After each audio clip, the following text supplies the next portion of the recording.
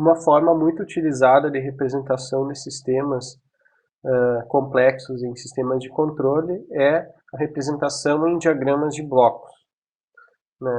Diagramas de blocos a gente consegue ver visualmente como que os sinais se relacionam, como são interconectados os sistemas. Isso é muito importante.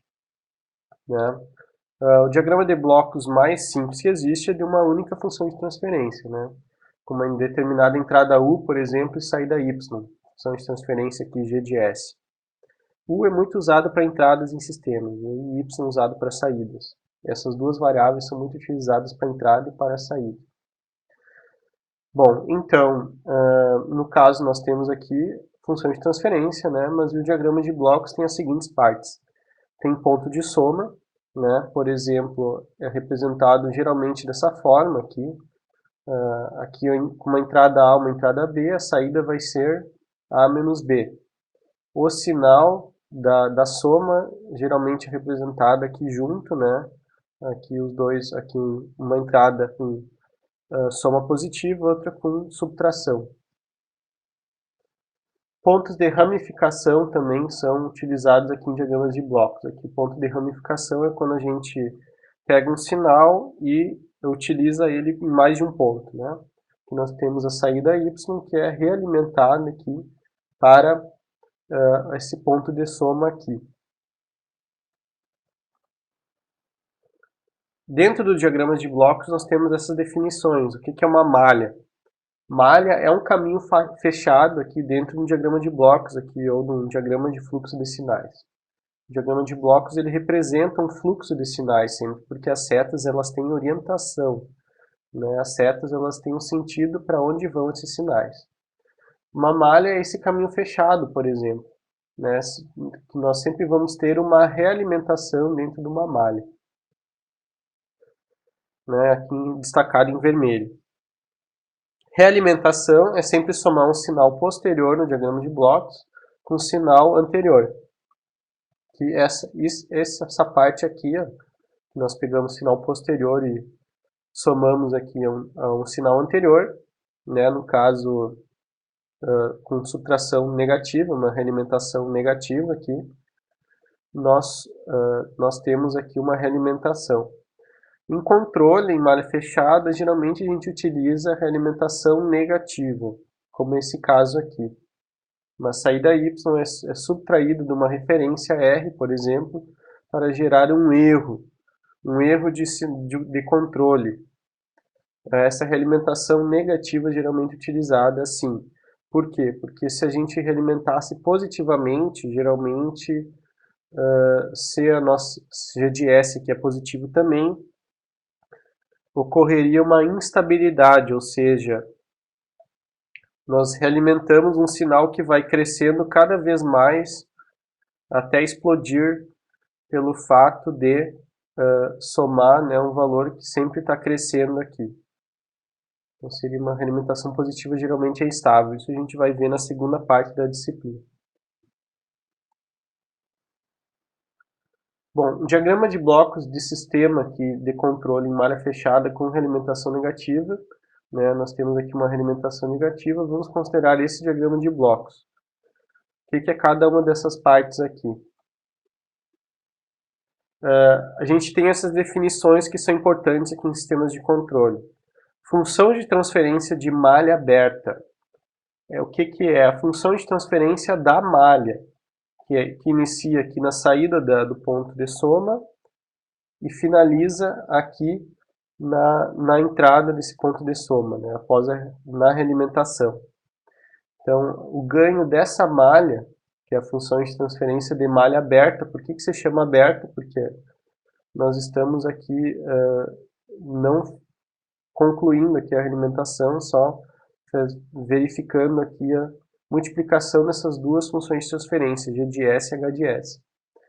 Sempre no sentido dos sinais, as funções de transferência vão sendo multiplicadas.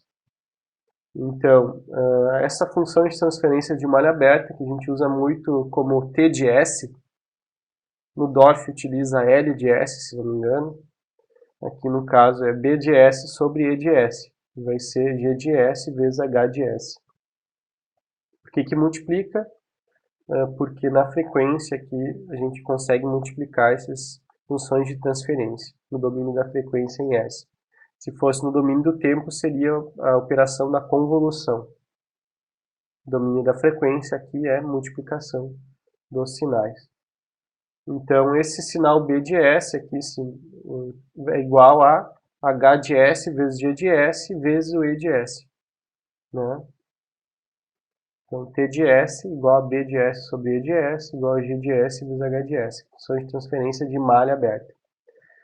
Função de transferência direta é, de fato, somente no caso, é a função só no sentido direto, né, sem considerar as realimentações. No caso, nós tiramos essa realimentação, função de transferência direta, que é o G de S somente, né, sem um retorno.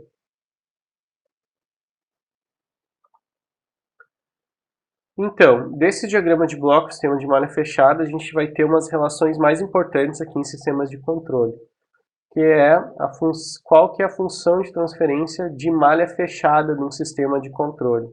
Y de S sobre R de S é a função de transferência G de malha fechada, GMF aqui de S. Certo? Como é que vamos obter essa função de transferência de malha fechada? Ela vai ser a função de transferência direta, que é G de S, no caso, dividido por 1 mais a função de transferência de malha aberta. O mais é devido à realimentação negativa. Então, G de S sobre 1 mais G de S, H de S. A dedução nisso daqui vocês podem ver no livro do Dorff. É muito simples essa dedução de onde que sai esse resultado aqui.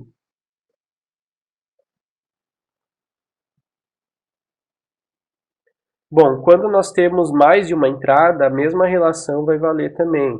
Função de transferência direta sobre 1 mais a função de transferência de malha aberta. Né? A função de transferência de malha aberta nesse sistema, com uma realimentação, é sempre a mesma, a de malha aberta. Né?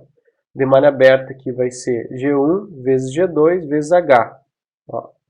Então, aqui no caso, função de transferência direta de malha aberta é G1 de S vezes G2 de S vezes H de S. Já a função de transferência direta depende da entrada. Para a entrada R de S, a função de transferência direta é G1 vezes G2, para chegar até o Y.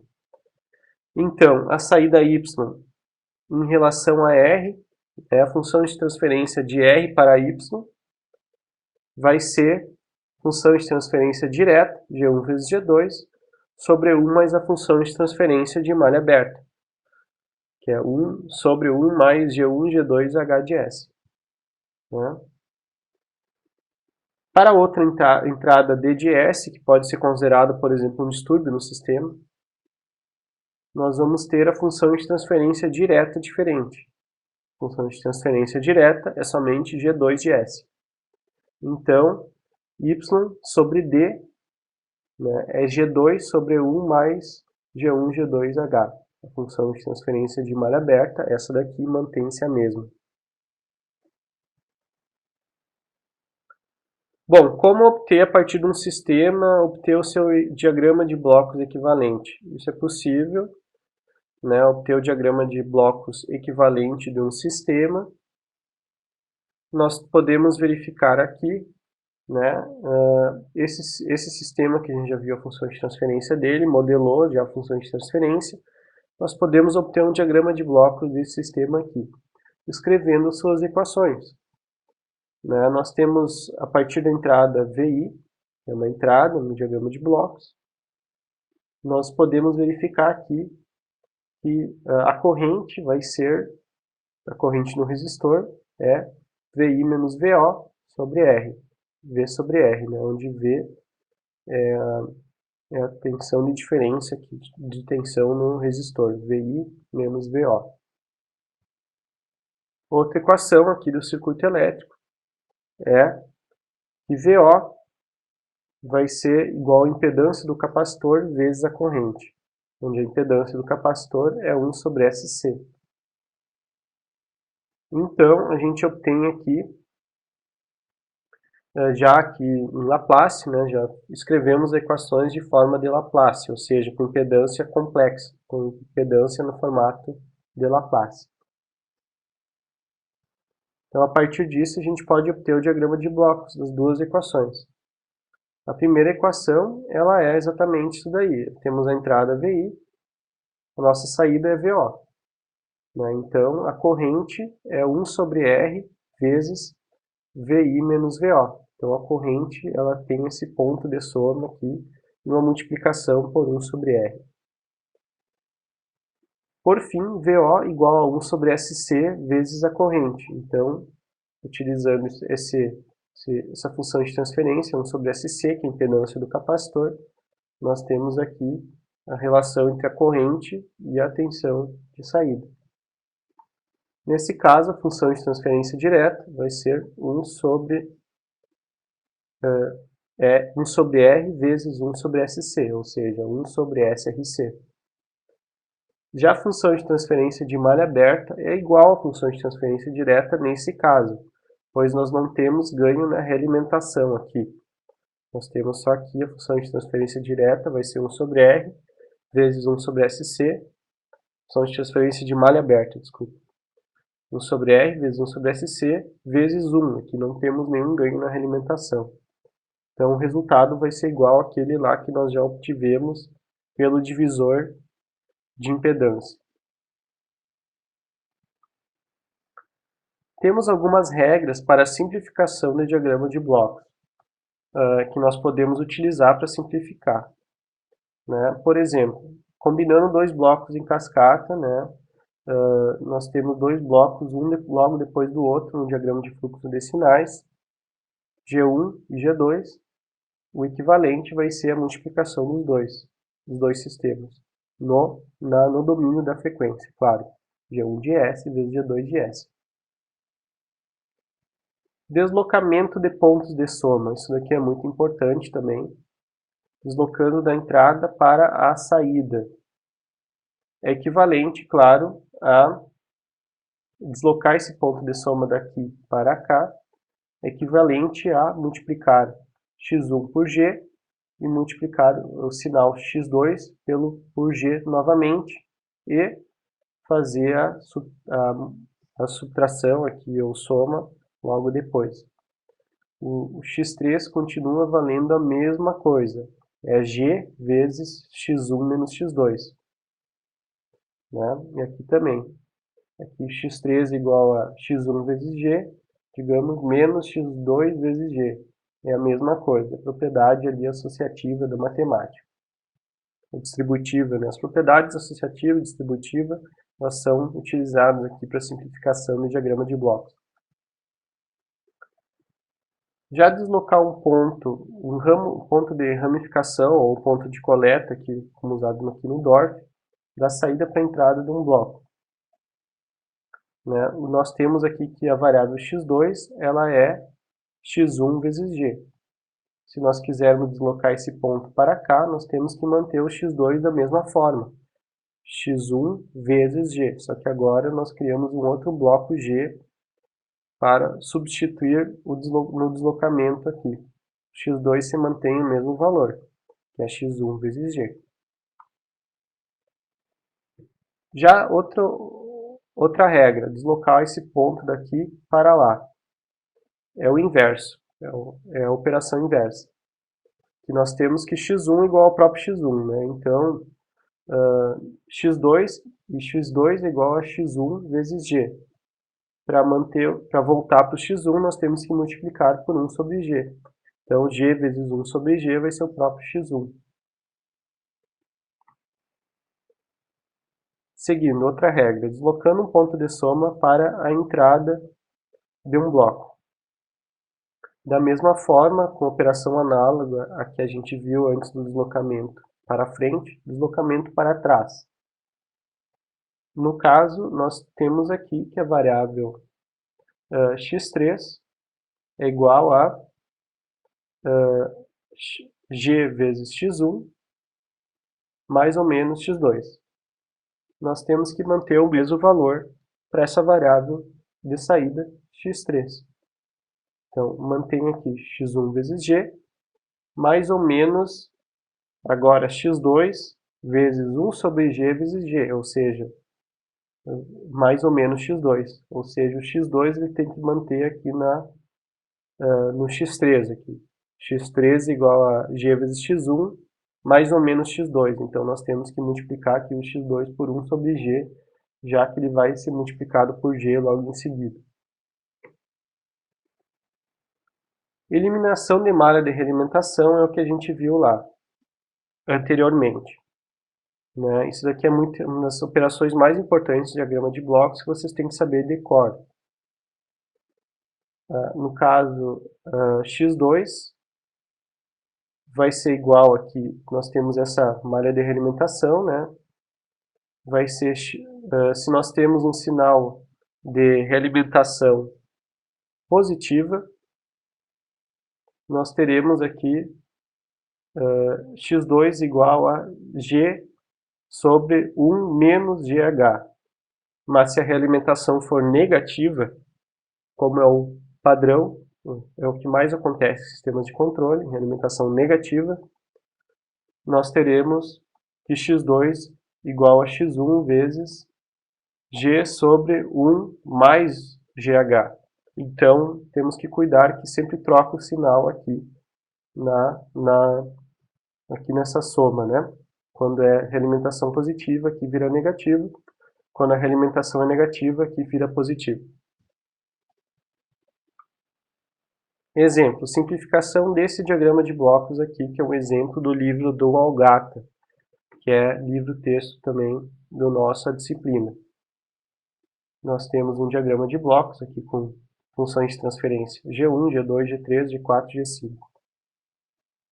Vamos aplicar algumas regras de substituição para simplificar esse diagrama de blocos e obter a relação y sobre r. A gente quer obter a relação função de transferência entre y e r. Então, vamos fazer alguns passos. Primeiro passo, vamos mover esse ponto aqui de soma, que é uma realimentação negativa aqui, para frente de G1. Né? Mover para cá, pode ser. Então, movendo esse ponto para lá, nós vamos ter que, usando a regra, dividir o G5 por G1, né? Multiplicar por 1 sobre G1. Né? Porque multiplicando por 1 sobre G1, esse sinal aqui, depois vai ser multiplicado por G1 e ele vai manter como se fosse a realimentação nesse ponto. Então, vamos dividir por G1. Seguindo, nós temos esse diagrama de blocos. Agora, a gente consegue simplificar essa realimentação aqui, que é uma realimentação, no caso, positiva. Essa realimentação positiva vai virar esse diagrama de blocos. Função de transferência direta sobre 1 menos a função de transferência de malha aberta. 1 menos G1, G2, G4. Seguindo, agora nós temos duas malhas de realimentação que a gente pode trabalhar uma depois da outra. Primeiro, a de cima, que é uma realimentação negativa. Então, vai virar função de transferência direta, que é G1, G2 sobre 1 menos G1, G2, G4 vezes G3, sobre 1 mais a função de transferência de malha aberta, que é G1, G2 sobre 1 menos G1, G2, G4, vezes o G3, vezes o G5 sobre G1. Né? Então, fazendo essa operação, simplificando, né, nós teremos esse resultado aqui. Seguindo, nós temos somente uma última realimentação negativa, que resulta nesse valor final aqui de função de transferência.